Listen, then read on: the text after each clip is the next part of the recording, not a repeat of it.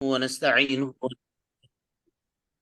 ونعوذ بالله من شرور أنفسنا ومن سيئات أعمالنا.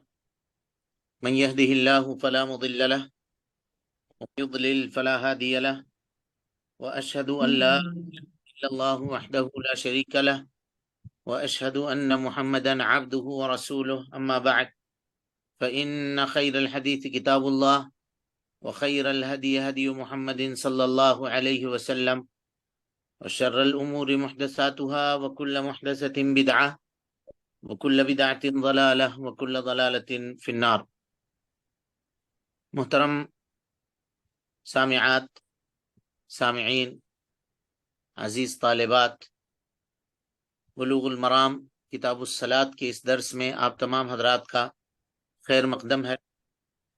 رب العالمین ہم سب کے مل بیٹھنے کو قبول فرمائے، علم دین، علم نافع سیکھنے، اس کے مطابق عمل کرنے، اس کی دعوت عام کرنے، اور اس راستے میں آنے والی مصیبتوں کے اوپر اللہ رب العالمین ہم سب کو صبر کی توفیق نصیب فرمائے۔ نماز کے اوقات کے تعلق سے حضرت عبداللہ ابن عمر ابن عاص رضی اللہ تعالی عنہ کی روایت کی تشریح تقریباً 2 دروس سے ہم آپ کے سامنے کر رہے ہیں۔ انشاءاللہ اس حدیث کی تکمیل آج کے اس درس میں ہم لوگ کریں گے۔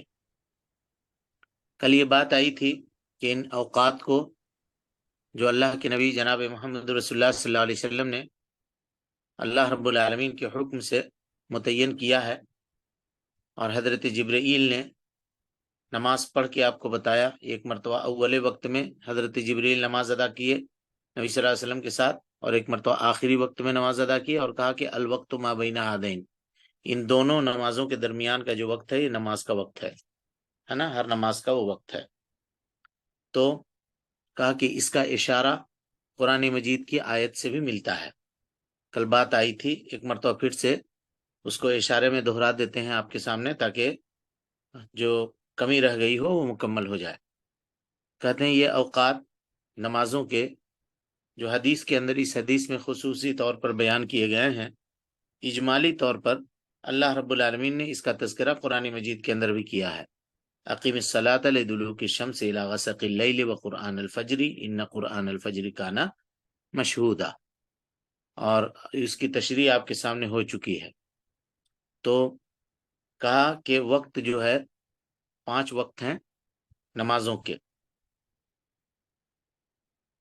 فجر کا وقت الگ ہے، ظہر کا وقت الگ ہے، عشاء، مغرب اور عصر، ان نمازوں کا وقت الگ الگ ہے، جیسا کہ تفصیل آپ جان چکے ہیں اور اس کو پڑھ چکے ہیں۔ اب آئیے توقیت کا فائدہ کیا ہے، یعنی نماز کے اوقات کو متعین کرنے کا کیا فائدہ ہے، نماز کے اوقات کو متعین کرنے کا فائدہ کیا ہے۔ تو اس کے 2 فائدے ہیں عام طور پر۔ یہ سب جو پوائنٹ بتا رہے ہیں نا، اس کو خوب اچھی طرح سے یاد کیجیے گا۔ پہلا فائدہ یہ ہے کہ اگر کوئی انسان نماز ادا کرے وقت سے پہلے، یعنی ابھی ظہر کی نماز کا وقت نہیں ہوا ہے، 11 بج رہا ہے، اب اگر کوئی آدمی ابھی ظہر کا نماز پڑھ لے تو کیا اس کی نماز ادا ہوگی؟ جی نہیں ہوگی، اس کی نماز ادا نہیں ہوگی، اور فریضہ اس سے ساقط نہیں ہوگا۔ اگر اس کو معلوم ہے یہ کہ ابھی وقت داخل نہیں ہوا ہے تو وہ شریعت کا مذاق اڑانے والا ہے، کھلواڑ کرنے والا ہے۔ ظہر اگر اس وقت کوئی آدمی پڑھتا ہے تو، اور اس کو پتا ہے کہ یہ وقت نہیں ہے لیکن پڑھ رہا ہے زبردستی، اور اس کی نماز جو ہے وہ باطل ہے۔ لیکن اگر اسے معلوم نہیں ہے کہ ابھی ظہر کا وقت ہوا ہے یا نہیں ہوا ہے، تو ایسی صورت میں اس کی نماز جو ہے وہ نفل ہو جائے گی، اور ظہر کے فریضہ سے کافی نہیں ہوگی، یعنی جب ظہر کا وقت ہوگا تو اس کو دوبارہ ظہر ادا کرنی پڑے گی، ظہر کی نماز اس کو دوبارہ پڑھنا پڑے گا۔ یہ پہلا فائدہ ہوا۔ دوسرا فائدہ نماز کے اوقات کے متعین کرنے کا یہ ہے کہ اگر کوئی آدمی وقت کے نکل جانے کے بعد نماز ادا کرتا ہے کسی عذر کی بنیاد پر، جیسا کہ سو گیا یا بھول گیا، تو اللہ کے نبی صلی اللہ علیہ وسلم کی حدیث کئی بار اس کا تذکرہ ہم نے آپ کے سامنے کیا ہے. نبی صلی اللہ علیہ وسلم نے فرمایا من نام عن صلاۃ او نسیہا، تم میں کا کوئی آدمی اگر نماز سے سو جائے یا بھول جائے نماز کو، فلیصلیھا اذا ذکرھا، جب یاد آ جائے تو نماز ادا کرے. ایک بات، من نام عن صلاۃ سے کیا سمجھتے ہیں؟ من نام عن صلاۃ سے کیا سمجھتے ہیں؟ آڈیو سارے لوگ بند رکھیں اپنا. من نام عن صلاۃ سے کیا سمجھتے ہیں؟ ایک آدمی ہے جو جگنے کا انتظام ہی نہیں کرتا ہے. مثال کے طور پہ نہ الارم لگاتا ہے، نہ کسی کو کہتا ہے کہ ہم کو جگا دینا، اپنے دوست کو بھی نہیں کہتا ہے جو فجر میں اٹھتا ہو اس کو کہہ دے کہ بھائی دیکھو تم ذرا فون کر دینا مجھ کو فجر میں، جب اٹھ جاؤ تو ایک کال ہمیں بھی لگا دینا، ہم کو بھی جگا دینا. یہ انتظام بھی نہیں کر رہا ہے، سو جا رہا ہے خود سے اور کہہ رہا ہے کہ ہم سو جاتے ہیں فجر میں نہیں اٹھتے ہیں.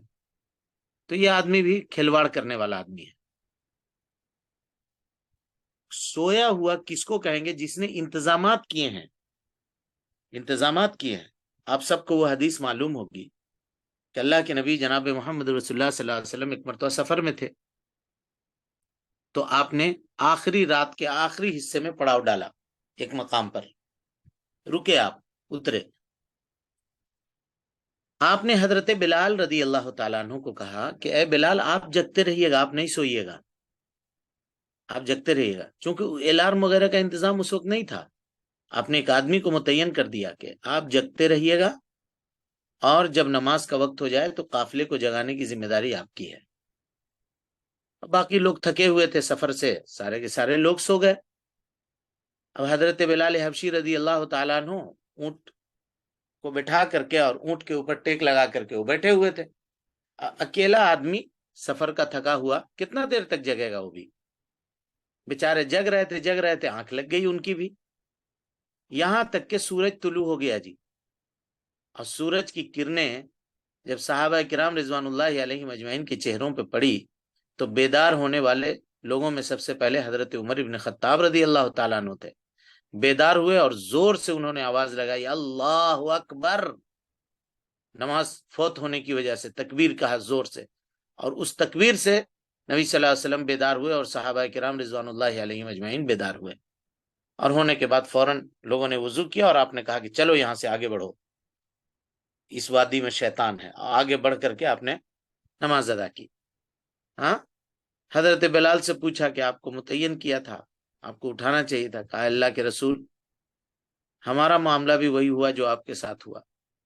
یعنی جس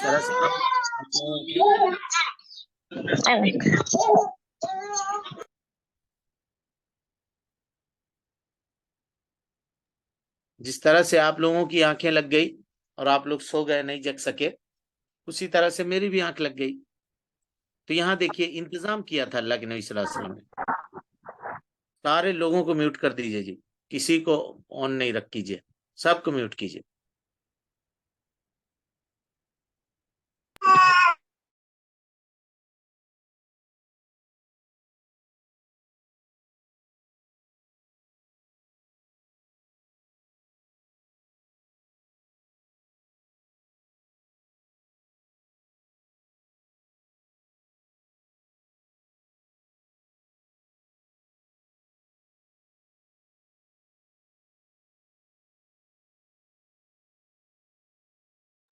شیخ آپ اوکے کریں تو انمیوٹ ہو جائے گا آپ کو.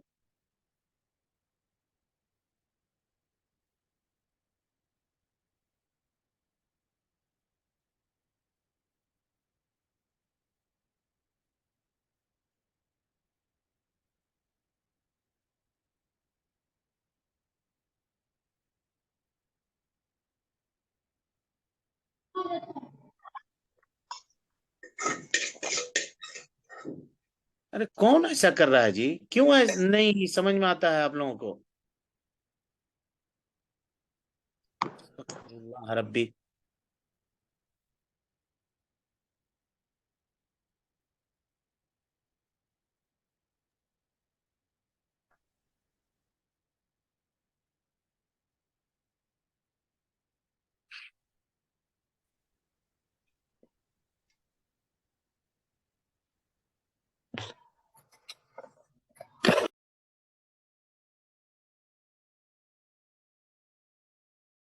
چل رہی تھی کہ انسان جگنے کا انتظام پورا کرے، الارم وغیرہ لگائے، اور اس کے لگانے کے باوجود بھی، ساری چیزیں ہو جانے کے باوجود بھی اگر نہیں جگ سکا تو یہ شرعی عذر ہے. لیکن اس نے کوئی انتظام نہیں کیا ہے، کسی کو کہا بھی نہیں ہے کہ ہم کو جگا دینا، یا الارم بھی نہیں لگایا ہے، اور وہ کہہ رہا ہے کہ ہم سو جاتے ہیں، ہم فجر میں ہماری آنکھ نہیں کھلتی ہے، ہم اذان نہیں سنتے ہیں. تو ایسا آدمی اس کے پاس شرعی عذر نہیں ہے، اس کے پاس شرعی عذر نہیں ہے. اب یہ آدمی اگر وقت نکال کر کے نماز ادا کرتا ہے تو بعض علماء نے یہ کہا کہ اس کی نماز درست ہو جائے گی، لیکن وہ گنہگار ہوگا. لیکن محققین علماء کہتے ہیں جی کہ اس کی نماز درست نہیں ہوگی، اور وہ گنہگار بھی ہوگا، دلیل کیا ہے؟ دلیل ہے اللہ کے نبی صلی اللہ علیہ وسلم کا قول، من عمل عملا لیس علیہ امرنا فہو رد. جو آدمی کوئی ایسا عمل کرے جس کے اوپر نبی صلی اللہ علیہ وسلم کی سنت سے دلیل موجود نہیں ہے، اس کا وہ عمل رد ہے، مردود ہے. اور اللہ تعالیٰ نے کل آیت آپ کے سامنے آئی تھی، ان الصلاۃ کانت علی المؤمنین کتابا موقوتا، نماز کو اس کے مقررہ وقتوں کے اندر فرض کیا ہے. اب اس کی ایک مثال لے لیں کہ اگر کسی سال رمضان مئی اور اپریل اور مئی میں آ جائے، سخت گرمی کے اور دھوپ کے موسم میں، اور پورے دنیا کے مسلمان اگر متفق ہو جائیں، یا ہندوستان کی حد تک چلیے، اگر مسلمان متفق ہو جائیں اور یہ کہہ لیں کہ دیکھو یہ گرمی کا موسم ہے اور روزہ رکھنے میں لوگوں کو پریشانی ہوتی ہے، ایک مہینہ روزہ ہی تو رکھنا ہے، چلو جنوری میں رکھ لیں گے ہم لوگ، دسمبر اور جنوری میں جو ٹھنڈے کا موسم ہوتا ہے اور روزہ رکھنا اس وقت عموماً آسان ہوتا ہے، تو کیا ان کے روزے ہو جائیں گے؟ جی ہرگز نہیں ہوں گے. جس مہینے میں اللہ نے روزہ کو فرض کیا اسی مہینے میں آپ کو رکھنا پڑے گا. دوسرے مہینے میں اگر آپ کو عذر ہے تو ٹھیک ہے. کوئی آدمی رمضان میں بیمار ہے اور روزہ اس نے چھوڑ دیا ہے تو وہ اپنے چھوٹے ہوئے روزے کو بے شک دسمبر میں رکھے، جنوری میں رکھے، جب اس کو مرضی ہے رکھے. لیکن جان بوجھ کر کے یہ کہے گا کہ ایک مہینہ تو روزہ رکھنا ہے نا بھائی، چلو ہم ابھی نہیں رکھا، ہم ایک مہینہ بعد میں رکھ دیں گے، تو زندگی بھر بھی اگر وہ یہ کرے گا اور بغیر عذر کے اس نے معاملہ کیا ہے تو اس کی بات صحیح نہیں ہوگی. بالکل یہاں وہی بات ہے. آپ 4 رکعت نماز تو لے آ رہے ہیں، عصر کی نماز نہیں پڑھی مثال کے طور پہ کسی نے، تو 4 رکعت نماز تو لا رہے ہیں، لیکن وہ وقت کہاں سے لائیے گا؟ جو وقت اللہ نے متعین کیا ہے وہ تو نکل گیا. زندگی کا وقت جو ایک مرتبہ نکل گیا، کیا وہ واپس لوٹ کے آئے گا؟ ہماری زندگی سے جو لمحات نکل کے چلے گئے، کیا وہ واپس لوٹ کر کے آئیں گے؟ کبھی نہیں آئیں گے، کسی قیمت پہ نہیں آئیں گے. اسی لیے انسان کو چاہیے کہ وہ نماز کو اپنے مقررہ وقتوں کے اندر ادا کرے، اور اگر مقررہ وقتوں کے اندر وہ ادا نہیں کرتا ہے تو اس کی نماز کیا ہوگی جی؟ مردود ہوگی، ناقابل قبول ہوگی، بغیر عذر کے. اور اگر واقعی اس کے پاس عذر ہے اس کے پاس، تو ٹھیک ہے، پھر کوئی حرج نہیں ہے، لیکن وہ انتظام کرے. اب آخر آدمی کو اگر ریلوے اسٹیشن جانا ہو یا فلائٹ پکڑنا ہو تو رات کے 2 بجے بھی گاڑی ہوتی ہے تو آدمی اس کا انتظام کرتا ہے. دنیاوی معاملات کے لیے اتنا اہتمام ہے تو اس کے لیے یہ اہتمام کیوں نہیں کرتا ہے؟ جو اللہ رب العالمین کی عبادتوں میں سب سے بڑی عبادت ہے توحید باری تعالی کے بعد، تو انسان کو چاہیے کہ اس کے لیے اہتمام کرے.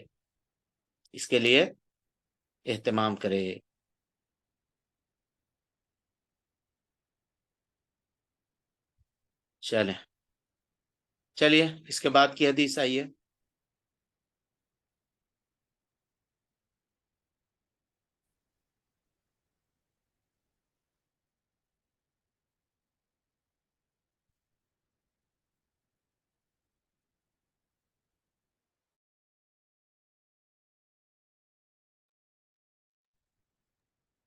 پڑھیے اس کو.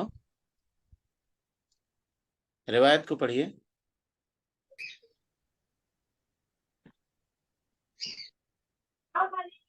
وعن أبي برزة الأسلمي قال كان رسول الله يصلي العصر رضی اللہ عنہ.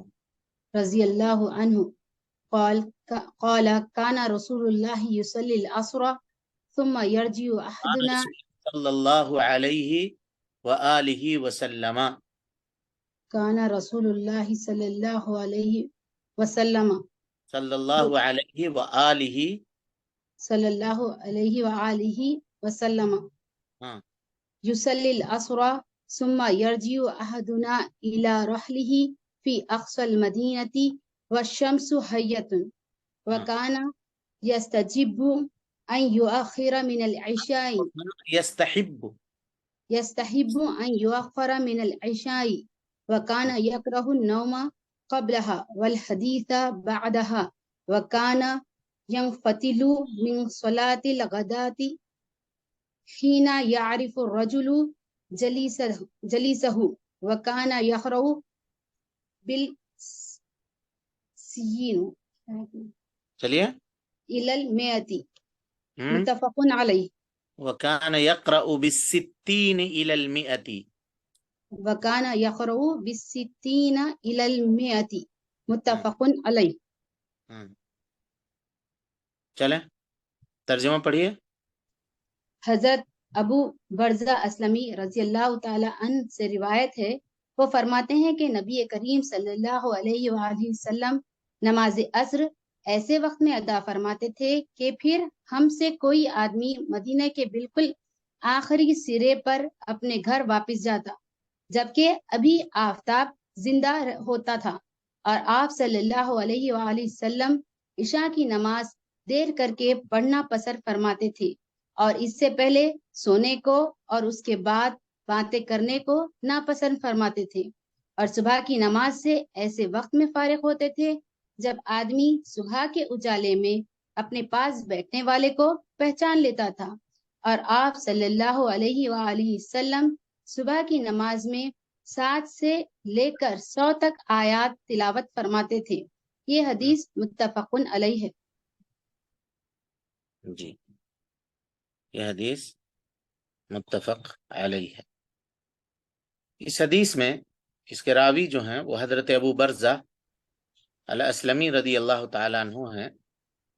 کہتے ہیں کان رسول اللہ صلی اللہ علیہ وسلم یصلی العصر، اللہ کے نبی صلی اللہ علیہ وسلم عصر کی نماز پڑھتے.